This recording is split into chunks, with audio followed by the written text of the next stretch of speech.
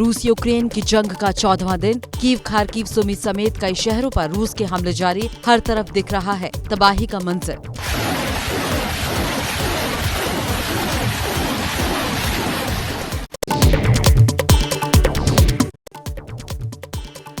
Ukraine का दावा, उसके हमलों से घबराए रूसी सैनिक अपने हथियार और गोला बारूद छोड़कर भाग खड़े हुए हैं। यूक्रेन ने छोड़े गए हथियारों की तस्वीरें भी जारी की।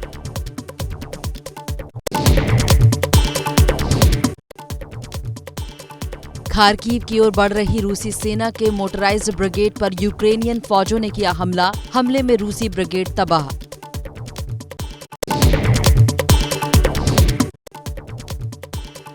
खार्किव और विनित्सिया में अलर्ट, थोड़ी थोड़ी देर में बज रहा है सायरन।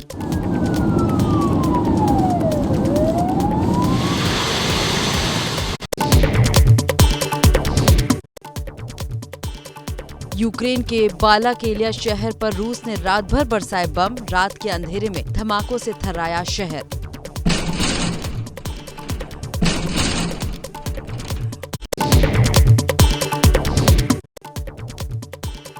खार्किव पर रात में रूसी फौजों की गोलीबारी। रात के अंधेरे में धमाकों से दहला शहर।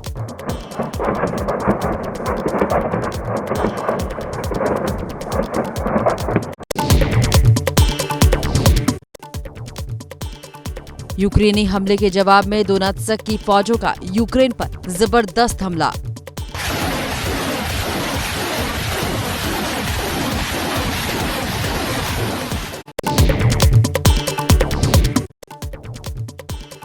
रूस ने हमले में तबाह खार्किव के लोगों के लिए भी भेजी है मदद। मानवीय आधार पर 120 टन खाने पीने के सामान के अलावा बिस्तर और दवाएं पहुंचाई गईं।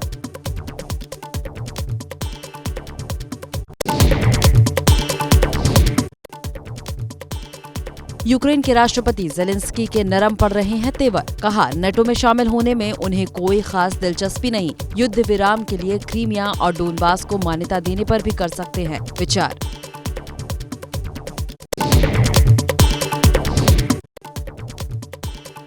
रूस की सेना ने यूक्रेन की राजधानी कीव की तरफ बढ़ना शुरू किया। कीव से 23 किलोमीटर दूर तेजी से गुजरते दिखे रूसी टैंक।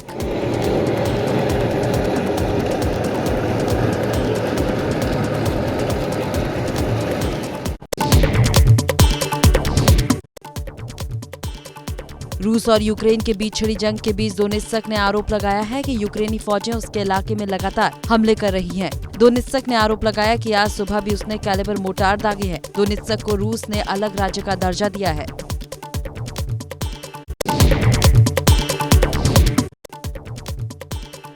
यूक्रेन की सेना युद्ध में नेटो देशों से मिले हथियारों का जमकर कर रही है इस्तेमाल। ATGM लेकर मैदान में डटी है सेना।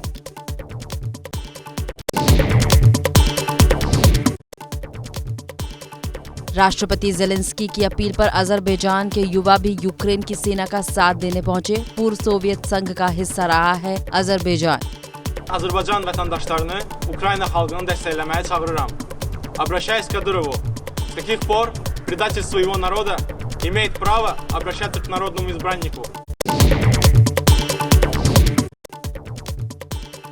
रूस को एक और झटका। अमेरिका ने रूस से तेल और गैस के आयात पर रोक लगाई। कच्चा तेल $140 प्रति बैरल के पार।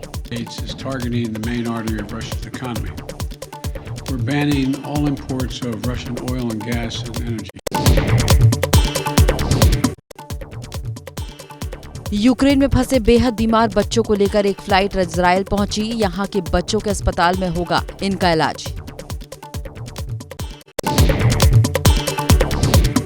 इरपिन में बढ़ते हमलों के बीच लोग शहर छोड़कर सुरक्षित ठिकानों का रुख कर रहे हैं। सैकड़ों लोग दूसरे शहरों की ओर जाते दिख रहे हैं।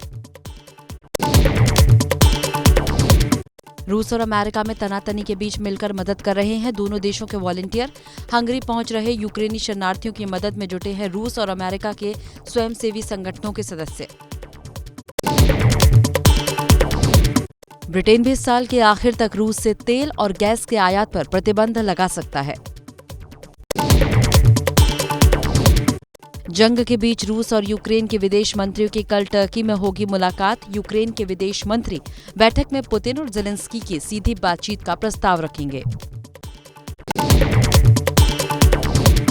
पेप्सी, कोका कोला और मैकडॉनल्ड ने रूस में अपने सभी रेस्टोरेंट बंद किए। यूक्रेन पर हमले के विरोध में फैसला लिया।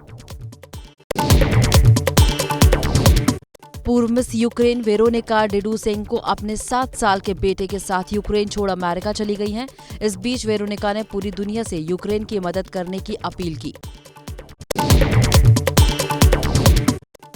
ज़ेलेंस्की ने फिर भरी हुंकार, बोले दुश्मन हमारे स्कूलों, चर्च, घरों को तबाह कर सकता है, लेकिन हमारी आजादी हमारी आत्मा तक नहीं पहुंच सकता। हिम्मत से दुश्मन से लड़ो। रूसी सेना ने यूक्रेन की सेना के उपकरणों को तबाह किया। तस्वीरें आई सामने, दिख रहा है कि बेहद कम ऊंचाई पर उड़ रहे यूक्रेनी उपकरणों को रूस ने नष्ट कर दिया। रूस ने जारी किया अपनी आर्मी का नया वीडियो। रूसी टैंक और मिलिट्री फोर्सेस के साथ यूक्रेन में रूसी सेना बढ़ रही है आगे। जमीन पर बख्तरबंद गाड़ियां तो आसमान में हेलीकॉप्टर आ रहे नजर।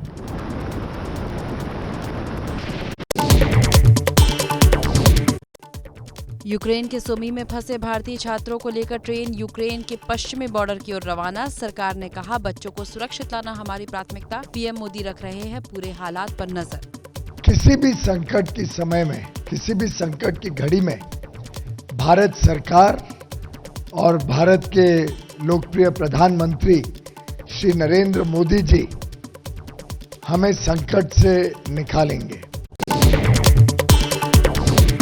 ऑपरेशन गंगा के तहत अपने 9 नागरिकों को बचाने पर बांग्लादेश की पीएम शेख हसीना ने पीएम मोदी को कहा शुक्रिया।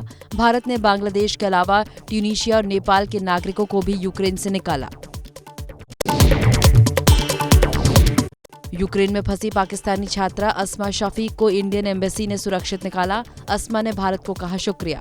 I'm very thankful to the embassy of Indian Embassy of Kyiv for supporting us all the way here as we were stuck in very difficult situations, and also thanking the Prime Minister of India. Ukraine के leave में 600 से ज्यादा बच्चे। पूरा railway station खचाखच भरा है। Rescue operation तेज। यहाँ से बच्चे पोलैंड बॉर्डर जाएंगे। रेलवे स्टेशन पे 600 से ज्यादा बच्चे। अभी सारा रेलवे स्टेशन खचाखच भरा हुआ है, देखिए। मुख्यमंत्री योगी आदित्यनाथ ने आज गोरखपुर में यूक्रेन से लौटे छात्रों से की मुलाकात। छात्रों ने अपने अनुभव साझा किए।